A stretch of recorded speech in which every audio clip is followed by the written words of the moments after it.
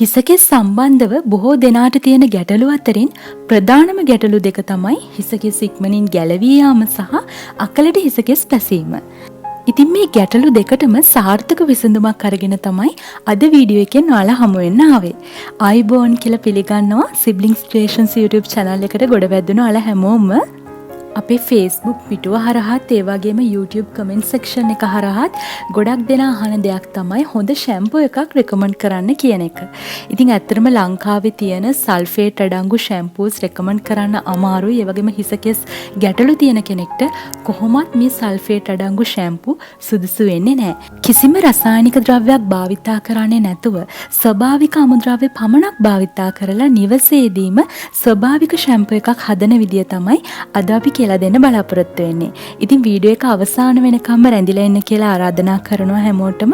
ඒ වගේම තවමත් අපේ channel එක subscribe කරලා නැතිනම් subscribe කරන්නත් අමතක කරන්න එපා. ඒ වගේම bell icon එකත් click කරන්න. මම මේ shampoo එක නම් කළේ වැල් පෙනෙල shampoo කියලා.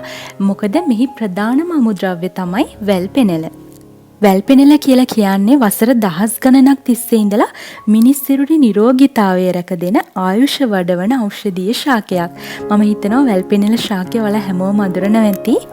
හිස් කබල සහ හිසකෙස් සඳහා වැල් පෙනෙල ශාකයේ තියෙන වැදගත්කම තමයි හිස රදය, හිසකෙස් ගැලවී යාම, ඒ වගේම අකලට හිසකෙස් සුදු වීම වළක්වලා නිරෝගී කෙස් කලඹක් ලබා දෙන වටිනා ශාකයක් වීම.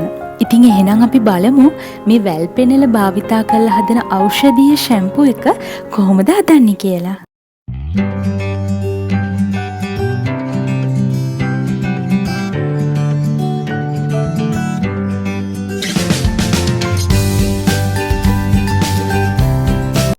මේ වැල් පෙනෙල ශාකය හරිම සුලභ ශාකයක්. ඔයාලට හොයාගන්න අමාරු නෑ. සාමාන්‍යයෙන් වැටවල් වල වගේ කැලෑවට වැවෙන ශාකයක් මේක. කොළ ටික වෙනම වෙන් කර ගන්න. අපිට shampoo එකට අවශ්‍ය වෙන්නේ කෝප්පයක් පමණ කොළ.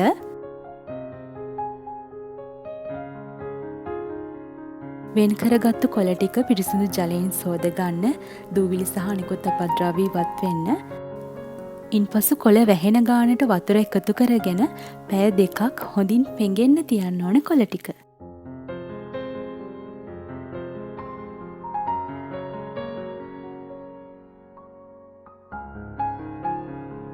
පැය දෙකකට පසු මම අනෙකුත් අමුද්‍රව්‍යත් සූදානම් කරගත්තා. අපිට shampoo එක හදන්න අවශ්‍ය වෙනවා වැල් පෙනෙල කොළවලට අමතරව බිත්තරයක්,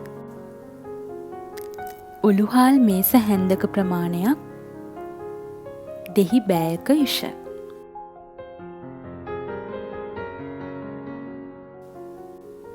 අපි මුලින්ම උළුහාල් ටික ග්‍රයින්ඩ් කරගන්නයි යන්නේ. ඉතින් මං කබලේ යාන්තමට බෙදපු උළුහාල් තමයි මේ විදිහට ග්‍රයින්ඩ් කරගන්නේ. මේ තියෙන්නේ මං ග්‍රයින්ඩ් කරගත්ත උළුහාල් කුඩු. දැන් මම ජලයෙන් පෙඟුණු වැල් පෙනෙල කොළ ටිකත් බ්ලෙන්ඩ් කරගන්නයි හදන්නේ. බ්ලෙන්ඩර් කප් එකට මේ විදිහට වැල් පෙනෙන කොළ ටික එකතු කරලා ඒකට ජලය මේස හැන්දක් එකතු කරලා තමයි අපි බ්ලෙන්ඩ් කරගන්නේ. දැන් පිරිසිදු බඳුනක් අරගෙන බ්ලෙන්ඩ් කරගත්තු වැල් පෙනෙල කොළවල යුෂ ටික මේ විදිහට එකතු කරගන්නවා.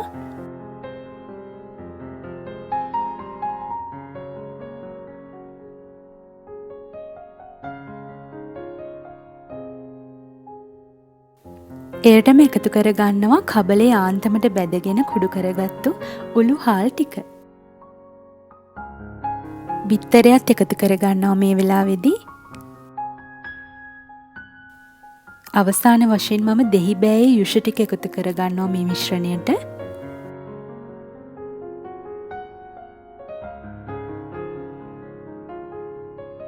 දෙහි ඇට ටික ඉවත් කරගන්න.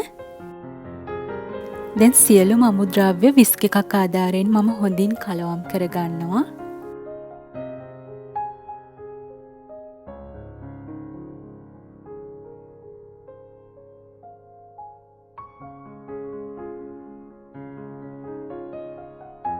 ඉතින් මේ තියෙන්නේ අපි දැන් හදාගත්තු වැල් පෙනෙල ඖෂධීය shampoo එක.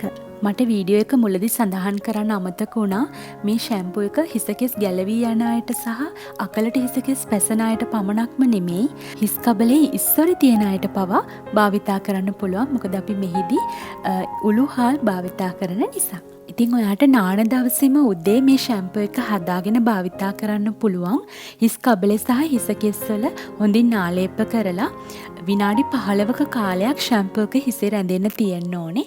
ඊට පස්සේ සාමාන්‍ය ඇල් වතුරෙන් සෝදා හරින්න. මේ ෂැම්පූ එක ඔයාට සතියකට දෙවතාවක් භාවිතා කරන්න පුළුවන්. ඉතින් වෙළඳ පොලේ තියෙන ෂැම්පූ භාවිතා කරලා කිසිම ප්‍රතිඵලයක් නැතුව නම් ඔයා ඉන්නේ. මේක තමයි ඔයාට ගැළපෙනම ෂැම්පූ එක. ඉතින් ඔයත් මේ ෂැම්පූ එක ගෙදරදීම හදලා භාවිතා කරලා ඔයාට ලැබුණ ප්‍රතිඵල පහතින් කමෙන්ට් කරන්න.